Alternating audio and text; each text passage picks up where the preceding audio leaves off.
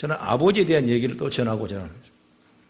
우리 경북대 총장이었던 박찬석 이 총장님은 대구중학을 다녔는데 공부가 너무나 하기 싫었답니다. 그래서 1학년 8반 68명 중에 68등을 했어요. 이 부끄러운 성적표를 가지고 시골에 가기가 너무나 힘들었던 겁니다. 그래서 그 성적표를 내밀 자신이 없어서 끼니를 제대로 잊지 못하고 나를 위해 공부시키는 부모님을 생각할 때 너무나 가슴이 아팠던 겁니다. 그래서 잉크로 쓰여진 성적표를 68명 중에 1등으로 고쳐서 아버지에게 보내드렸답니다. 아버지는 보통 학교도 안 나왔기 때문에 이 정도면 충분히 알아차리지 못할 것이라고 생각했는데, 그리고 이제 대구에서 시골로 돌아온 이 아들을 통해 친지들이 몰려왔습니다. 찬석이는 공부를 잘했더냐 이렇게 물어봅니다. 그때 아버지가 그렇게 얘기합니다. 앞으로 봐야지. 이번에는 어쩌다 1등을 했기는 했는데 이렇게 하더랍니다. 그러니까 동네 사람들이 야 1등 했으면 그래도 뭔가 좀 대접을 해야지, 잔치라 좀 벌여야 되지 않겠냐 그러면서 동네 사람들이 아우성이에요. 그랬는데 어느 날 밖에 나갔다가 아들이 돌아오니까 한 마리밖에 없는 돼지를 잡아서 동네 사람들을 모아놓고 잔치를 하고 있더랍니다. 그것이 바로 그 집의 재산 목록 1호였던 것입니다. 기가 막히게 벌어지는 것인데 아버지 이렇게 불렀는데 다음 말은 할 수가 없었답니다. 바로 옆에 있는 이웃 사람들이 머리를 쓰다듬으면서 정말 공부를 잘했구나. 너 덕분에 내가 이 돼지고기를 이 비싼 거를 먹는다. 너 이제 한 마리밖에 재산 1호를 내가 먹어서 감사하다. 그 자식에게 자꾸 이렇게 동네 사람들이 칭찬을 하니까 얼마나 속이 마음이 타는지 밖으로 뛰어나와서 물속에 죽어버리려고 물속에 들어갔는데 숨을 안 쉬기도 해봤답니다.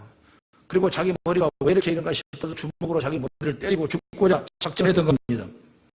그러고 나서 그는 완전히 달라졌는데 17년 후에 그는 공부를 열심히 해서 대학 교수가 되었고 크게 성장하고 성공했던 것입니다. 그리고 그 다음에 어느 날 아버지 생신이 돼가지고 자기 아들이 중학교 다닐 때쯤에 생신이 걸렸는데 33년 전에 이를 사과하기 위해서 아버지 제가 중학교 1학년 때 1등이요 했더니 아버지가 그만해라 손자가 듣겠다 내가 다 알고 있다 그러더랍니다. 자식의 이주한 성적을 알고도 재산목록 1호인 돼지를 잡아서 잔치를 하던 부모님 마음, 그 마음을 어떻게 우리가 헤아릴 수 있겠습니까? 그는 그렇게 고백했습니다. 내가 박사이고 공부를 많이 하고 대학 총장인 나는 아직도 감히 알 수 없는 것이 부모의 마음이라 이렇게 말을 했다는 것입니다. 여러분 우리가 살아가면서 그냥 내가 혼자 사는 것 같지만은 끊임없는 부모의 사랑과 관심과 기도를 통해서 저와 여러분들이 함께 여기까지 온 줄로 믿으시기 바랍니다. 자식은 누구든지 다 부모의 사랑을 받고 있는 것입니다. 자기 자식보다 더 큰 이가 없을 것입니다. 그것이 바로 부모의 마음이에요. 물론 부모들은 성격에 다를 수가 있습니다. 성격의 다름에 따라 자녀를 대하는 모습이 분명히 다를 수가 있어요. 자식을 키우는 가치관도 다릅니다. 똑같은 일을 두고도 어느 부분은 격려하고 어느 부분은 야단을 칠 수도 있는 것입니다. 또 경제적인 여건이 다 다른 가운데 아이들을 키웁니다. 그래서 아이들에게 해주는 것이 다를 수도 있을 것입니다. 그러나 여러분 조건과 환경이 얼마만큼 다르다 해도 부모의 성격이나 가치관이 다르다 해도 자식을 사랑하고 생각한 마음은 똑같다는 사실을 여러분 믿으시길 바랍니다. 부모는 자신의 여건에서 자식을 위해 최선을 다하는 겁니다. 자식이 보기에 못 미치는 것 같고 잘못하는 것 같고 최선이 아닌 것 느껴질 수 있어도 자식을 위한 부모의 최선은 어떤 부모보다 다 있다는 사실을 여러분 스스로 생각하기를 바랍니다. 이런 사랑을 우리는 받아 태어났습니다. 그리고 그런 사랑의 뒷받침으로 오늘 저와 여러분이 있는 줄 믿으시기 바랍니다. 그러면서 부모는 자식에게 미안한 마음을 가지고 있어요. 최선을 다했음에도 모자란 사랑을 준 것 같고 해줄 수 없기 때문에 자식을 보면 괜히 내가 미안하고 또 괜히 눈물이 나고 이유 없이 가슴이 아른 그것이 바로 부모의 마음이라고 저는 생각합니다. 오늘 저와 여러분이 하나님 앞에서 어버이의 주를 맞이하면서 가정의 달 주간에 우리가 나의 부모님을 생각해 보는 그런 귀한 시간이 되기를 간절히 바라며, 우선 하나님 앞에서 부모님 생각을 좀 더 많이 하기로 여러분 마음을 가지기를 바랍니다. 어버이주일에 오신 우리 주님의 말씀이 뭐냐? 22절의 말씀 보면 같이 한번 읽어봅니다. 시작. 너를 낳은 아비에게 청종하고 내 늙은 어미를 긍휼히 여기지 말지어다. 25절. 내 부모를 즐거워하며 너를 낳은 어머니를 기쁘게 하라. 26절. 내 아들아 내 마음을 내게 주며 내 마음으로 내 길을 즐거워할지라 그랬습니다. 여러분 얼마나 이 말씀이 좋은 말씀이에요. 자식으로 부모를 대할 때 가져야 할 마음과 목적과 행동 지침이 잘 교인되고 있는 말씀이라고 저는 생각합니다. 그런데 이 말씀을 깊이 우리가 또 묵상해보고 생각해보면 하나님께 드려야 할 마음의 자세와 똑같은 거예요. 이 말씀에 부모라는 단어를 대신에 하나님을 넣어서 다시 한번 여러분 같이 한번 읽어봅니다. 22절 시작. 너를 지으신 아버지 하나님께서 청종하고 내 하나님을 경히 여기지 말지어다. 25절에 내 하나님을 즐겁게 하며 너를 만드신 하나님을 기쁘게 하라. 26절에 내 아들아 내 마음을 하나님께 드리며 내 눈으로 주의 길을 즐거워할지어다. 이처럼 하나님을 모시는 마음과 부모를 모시는 마음이 같아야 된다. 그래서 오늘 설교 제목을 하나님과 부모 이렇게 정했습니다. 물론 제대로 된 신앙은 하나님이 최우선입니다. 하나님께서 자신의 모든 걸 좌우지하시는 분이라고 믿기 때문에 그래요. 그렇다면 여러분 부모도 같은 마음 그대로 되어라는 것입니다. 그래서 오늘 우리가 기독교 신앙 안에 효를 생각해 보면서 하나님께서 우리에게 어떻게 효도하라고 하셨는가를 깊이 새겨보는 그런 은혜의 시간이 되고 정말 가정이 회복되고 새로운 비전과 꿈을 가지고 나가는 지혜로운 가정이 되기를 간절히 바랍니다. 그럼 첫째로 기독교 신앙 안에서 효의 기본은 뭐냐? 하나님과 부모를 하나로 보는 것입니다. 하나님도 부모도 내가 태어난 존재란 근본이기 때문에 그런 거예요. 하나님 없이 우리가 생겨날 수 있습니까? 없지요. 하나님은 나를 만드셨습니다. 또한 부모가 없이 내가 생겨날 수 있겠습니까? 없습니다. 예수님도 어머니 마리아의 몸에서 태어나지 않습니까? 그러므로 우리는 부모님을 볼 때 하나님을 본 듯 하라 이렇게 말씀을 드릴 수가 있어요. 그래서 하나님을 통해서 부모를 봐야 돼요. 요즘에 자식들은 부모가 늙으면 박대를 한답니다. 나는 안 그런다고 말씀하겠지만 그렇지 않다는 거예요. 요즘에 자식들은 어려서는 모르지만 머리가 크고 어른이 되었다고 생각하면 그때부터 은근히 부모를 무시하기 시작한다는 겁니다. 부모의 의견을 중히 여기지 않습니다. 자식보다 부모는 늘 뒷전이에요. 아주 잊고 사는 겁니다. 건강하시기만 하면 잘 계시겠지 이렇게 생각합니다. 그것으로 끝나는 겁니다.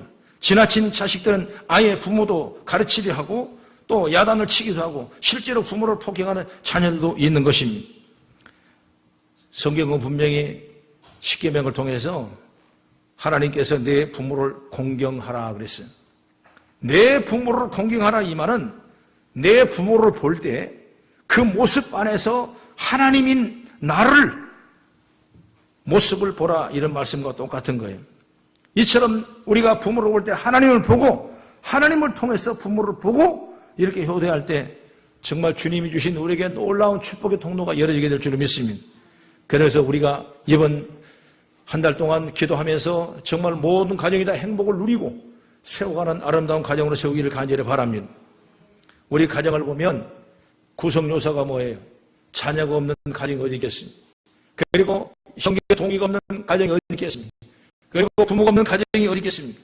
이런 자식과 부모, 동기들의 과정이 잘 융성한 하나님의 섬김과 그 사랑을 통해서 온전한 가정을 이루어가는 아름다운 모습들이 저와 여러분을 통해서 세워지길 주의 이름으로 축복합니다.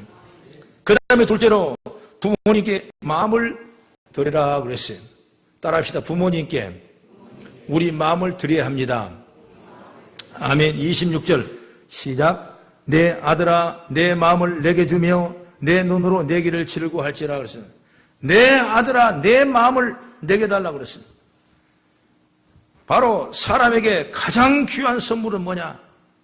우리가 마음이에요. 마음. 아무리 좋은 선물이라도 그 안에 마음이 담겨지지 않으면 그 선물은 하나도 달갑지 않습니다. 마음이 담겨진 선물이어야 선물일 수 있는 겁니다. 선물이 없이 진솔한 마음만 알아도 사람은 여러분 정말 행복한 존재라고 저는 생각합니다. 자식에게 부모는 더욱 그런 거예요. 자식이 호강하도록 무엇을 해주는 것보다 마음을 써주는 그것이 더 행복한 것입니다. 부모의 마음을 알아주고 내가 내 마음을 아는 그런 과정의 관계가 제일 행복한 것입니다. 부모가 언제 대단한 것을 얻기 위해서 자식을 키웁니까? 또 뭘 바라기 위해서 자식을 양육합니까? 그렇지 않아요. 부모는 여러분 아무런 조건이 없이 그저 사랑하고 그저 잘 되기를 바라고 잘 건강하기를 바라는 그 부모의 마음이에요. 어떤 조건도 없는 것입니다. 이처럼 우리는 부모는 자식이 마음을 줄 때 여러분 가장 행복한 거예요. 어떤 조건을 가지고 한 것이 아니에요. 마음을 달라는 거예요. 그래서 우리가 부모의 마음을 이해하고 부모의 마음 속에 들어가서 정말 부모의 마음을 편히 해주는 그런 은혜가 있기를 주의 이름으로 축원합니다. 뭐 이런 얘기가 여러분에게 맞는 얘기인지는 모르겠으나 나는 어떤 아주마끼리 얘기를 했더랍니다. 맞는 얘기냐 한번 틀린 얘기 보십시오. 장가간 아들은 희미한 옛사랑의 그림자이고 며느리는 가까이 하기엔 너무 먼 당신이고 딸은 아직도 그대는 내 사랑이다. 좀 맞는 것 같아요? 예, 그럼. 이런 얘기도 있습니다. 잘난 아들은 국가의 아들이고 돈 잘 버는 아들은 장모의 아들이고 빚진 아들만 내 아들이다. 야, 다 수군간한 얘기라고 저는 생각합니다. 이야기들의 공통점이 무엇인지 아십니까? 바로 자식들이 마음을 안 준다는 말인 것입니다. 그래서 나이가 많고 노쇠하면 외롭다는 것입니다. 그래서 쓸쓸하다는 말인 것입니다. 자식은 있는데 자식의 마음속에 부모가 없다는 것 얼마나 부모의 마음을 슬프게 하는지 몰라요. 오늘 여러분들이 이 말씀을 깨닫고 늘 부모에게 마음을 들여나가는 그런 우리의 성도가 다 되기를 간절히 바랍니다. 조영경 작가의 효도별국이라는 책이 있는데 이런 얘기도 실려 있었습니다. 서울에서 만두집을 경영하는 한 젊은 부부가 있었습니다. 그런데 만두가게에 언젠가 이상한 사실을 알게 됐던 것입니다. 매주 수요일만 되면 오후 3시쯤에 어김없이 만두가게에 두 노인 할아버지 할머니가 오는데 같이 오지 아니하고 어떨 때는 할머니가 먼저 오고 어떨 때는 할아버지가 먼저 오고 앉아서 만두를 시켜 먹고 서로 아까워하면서 서로 배려하면서 서로 타손타손 얘기를 하고 드시면서 시간이 지나면 나가고 이런 얘기를 쭉 봤어요. 그걸 한두 번 했으니까 별거 아닌 또 생각인데 여러 날 그렇게 하니까 이 부부가 아주 관심을 가졌어요. 그 부부에게 얘기했습니다. 아마 할머니와 할아버지하고 서로 바람 피운 건가? 아니면 옛날 첫사랑이 그리워서 다시 이렇게 서로 지혜를 나눈 게 아닌가? 젊은 사람이니까 여러분 별의별 생각을 다 하고 있는 것입니다. 그런데 어느 날 그 할아버지 할머니가 오지 않는 것입니다. 안 오니까 기다려지지 않습니다. 오랜 시간이 걸렸습니다. 그런데 안 옵니다. 그런데 어느 날 수요일 날 정각 오후 3시에 할아버지가 문을 열고 들어왔는데 잠시 후에 할머니가 올 줄 알았는데 할머니가 안 오는 겁니다. 부부는 너무나 반가워서 왜 할머니 안 오냐 곧 오시겠지요? 이거 물어봤답니다. 그러자 할아버지는 고개를 살래살래 저으면서 할머니가 돌아가셨다 이렇게 말합니다. 그래 그 사연을 듣고 보니까 부부는 첫사랑의 관계가 아니라 어엿한 정상적인 부부관이었습니다. 그런데 할아버지는 수원에 있는 큰아들의 집에서 할머니는 서울에 있는 둘째 아들 집에서 각각 떨어져 살아야 했습니다. 그 이유가 뭐냐? 두 분의 사이가 나빠서 그런 것이 아니라 큰 며느리가 다 같은 며느리인데 내가 왜 혼자만 시부모를 모실 수 있겠냐? 강경에 나온 바람에 부부는 생이별을 하게 되고 그래서 일주일에 한 번씩 만두가게에 나와서 서로 만나고 정을 통하고 헤어지고 했다는 것입니다. 여러분 이걸 우리가 읽어보면 하나의 단편적인 효도별국이라는 책에 나온 얘기지만은 내가 읽었을 때 기본을 잃어버린 자식의 모습이라고 생각해요. 전혀 부모에게 마음이 없다는 것입니다. 부모의 마음이 어떠시겠냐 하는 생각이 전혀 없는 것입니다. 남의 이야기라고 생각할 수가 있겠지만 우리가 하나님 앞에서 깊이 생각하고 반성하고 바로 잡아야 할 부분이라고 저는 생각합니다. 여러분 부모님께 마음을 드리기를 바랍니다. 부모님은 어떤 육선을 좋아하시는 것이 아니라 내가 나를 사랑하고 효도하는 그 마음을 보시는 것이 부모의 마음이에요. 우리가 하나님께 마음을 드리듯이 오늘 부모님께 마음을 드리십시오. 부모님은 기뻐하시겠지만 또한 하나님도 너무나 기뻐하신 것입니다. 그 모습을 보고 하나님 우리에게 큰 복을 여러분에게 주실 줄로 믿습니다. 그리고 세 번째, 부모의 인생을 자랑스러워해야 할 줄로 믿습니다.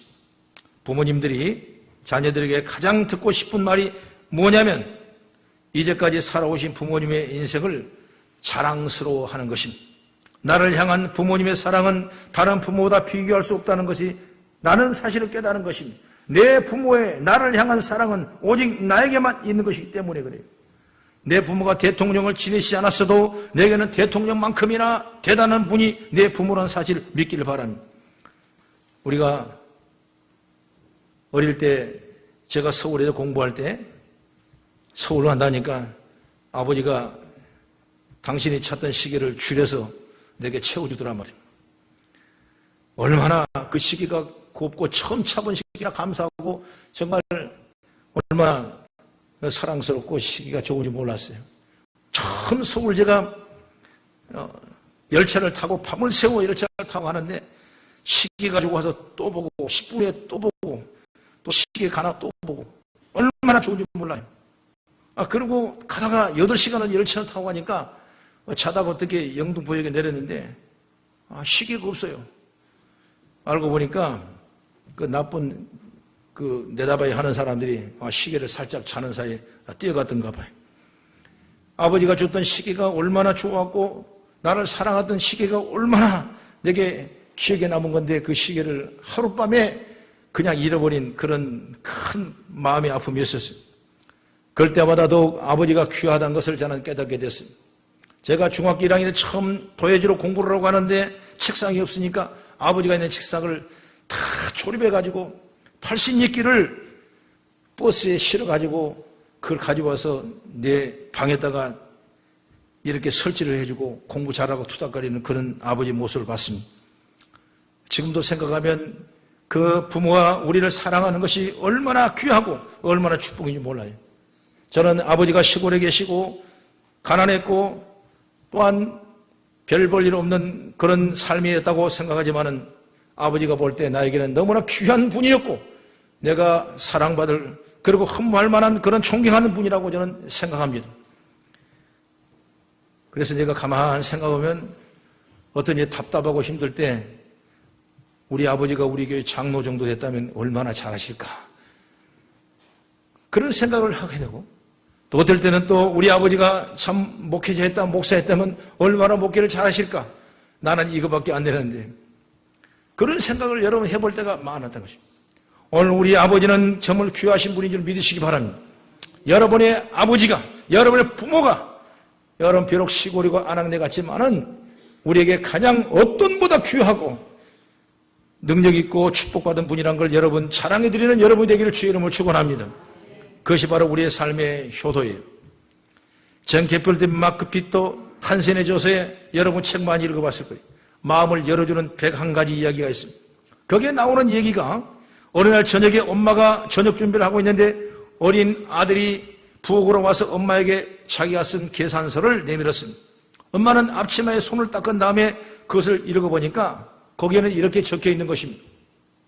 잔디 깎는 일 $5, 이번 주에 내가 방충상급 $1, 가게 엄마 심부름 다녀온 값 50센트, 엄마가 시장 간 사이에 동생 봐준 값 25센트, 쓰레기 내다버린 값 $1, 숙제를 잘한다는 값 $5, 마당을 청소하고 빗자루를 지를 한 값 $5, 전부 합쳐서 $14, 75센트를 청구를 한 것입니다. 어머니는 그걸 보고 참 기가 막혔습니다. 이 어머니는 연필을 가져와서 아들이 쓴 종이의 뒷면에 이렇게 적었답니다. 너를 내 뱃속에 10달 동안 데리고 다니니까 무료. 내가 아플 때 밤을 새워가며 간호하고 너를 위해 기도한 값도 무료. 너 때문에 지금까지 여러 해 동안 힘들어하고 눈물 흘린 값도 무료.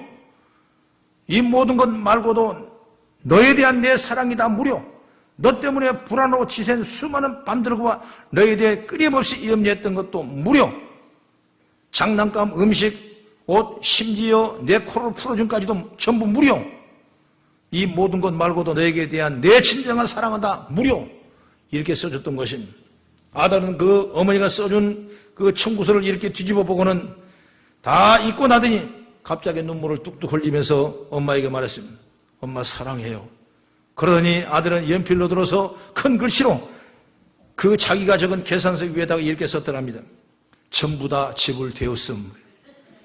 여러분, 자기가 한 일은 커 보이고 부모의 희생은 별것 아닌 것으로 보이기 쉬운 자녀들에게 부모의 사랑과 희생과 은혜가 어떤 것인지를 구체적으로 자녀에게 알려줄 필요가 있는 줄 믿습니다. 감사할 줄 아는 자녀들이 결국은 부모를 존경하고 따르게 된 줄로 믿습니다.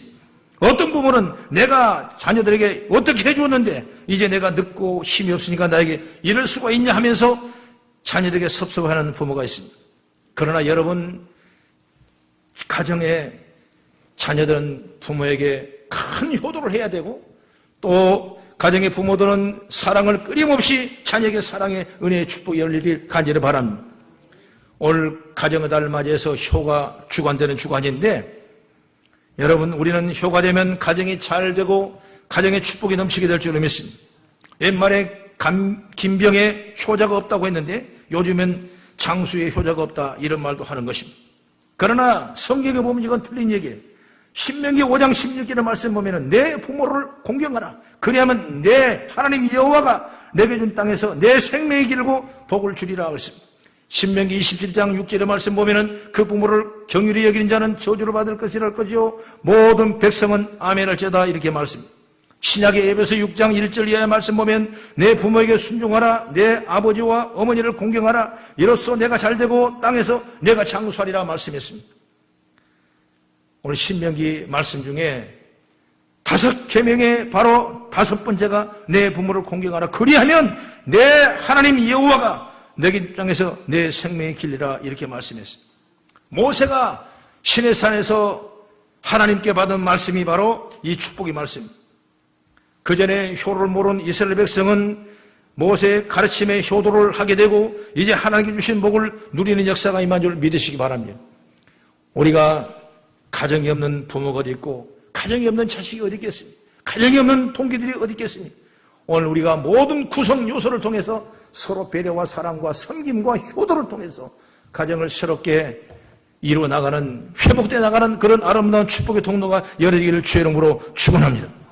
기도하겠습니다.